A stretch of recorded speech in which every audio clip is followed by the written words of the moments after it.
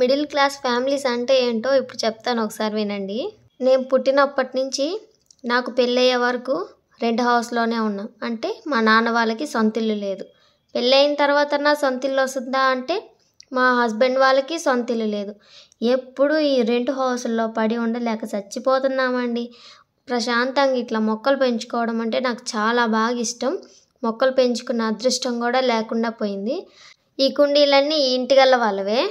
అయితే ఈ మొక్కలు పెంచుకుంటాము, ఒక 4-5 మంత్స్ ఉంటాము, మళ్ళీ వెళ్ళిపోవాలంటే ఈ మొక్కలన్నీ ఇక్కడే వదిలేసి వెళ్ళిపోవాలి, తప్పదు. మనకంటూ ఏం ఉండవు అసలు. మన సొంత ఇంట్లో ఉన్నంత ఫ్రీడంగా ఈ రెంట్ హౌస్లో అయితే ఉండలేం. నేనైతే 100% చెప్తాను. మీరు ఎవరైనా కాదు అంత ఫ్రీడంగా అలాగే ఉంటామంటే కామెంట్ చేయండి. నేను వాళ్ళ పర్మిషన్ అడిగి మీద ఉండే కుండీలన్నీ నేను క్లీన్ చేసుకొని మొక్కలు నాటుకుంటున్నాను. అందులో నేను చూపించిన చిన్న మొక్కలు ఉన్నాయి కదండి, వాటి పేరు ఏంటో మీకు తెలిసే కామెంట్ చేయండి. వీడియో ఎండింగ్లో నేను వాటి పేరు చెప్తాను. నేను రీసెంట్గా మా అమ్మ వాళ్ళ ఇంటి దగ్గరికి వెళ్ళి వచ్చేటప్పుడు అవి తీసుకొచ్చుకున్నాను. ఈ మిరపకాయల చెట్లు లాస్ట్ వీడియోలో చూపించాను కదండి లాస్ట్ టైము. అప్పుడు చిన్న చిన్న పిందులు ఉన్నాయి, ఇప్పుడు బాగా ఎక్కువ కాయలు కాసున్నాయి. బయట నుంచి కొనుక్కొచ్చుకున్న వాటికంటే మనం వేసుకున్న చెట్టుకి ఒక్క కాయ కాసినా అసలు ఆ ఆనందం మాటల్లో చెప్పలేంది.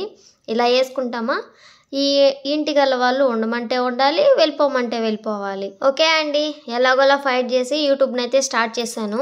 మీ అందరి సపోర్ట్ ఉంటుందనే అనుకుంటున్నాను. మొక్క వచ్చి క్యాబేజీ అండి. వీడియో నచ్చితే లైక్ చేయండి.